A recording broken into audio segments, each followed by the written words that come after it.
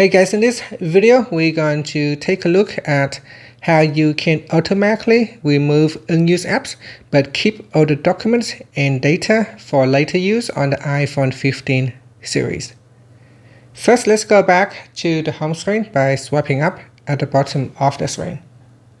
From the home screen, tap on Settings. Now in the Settings page, we scroll down and then tap on App Store. Next, we scroll down to the bottom and then tap on Offload Unused Apps. Tap on the toggle button and make sure it is turned on. This will allow the phone to automatically remove any unused apps, but keep all the documents and data, so that later on, if you reinstall the app, it can reuse that data again. It can place back the data onto the app. And that's it. After, you can swipe up to go back to the home screen. Thank you for watching this video. Please like and subscribe to my channel for more videos.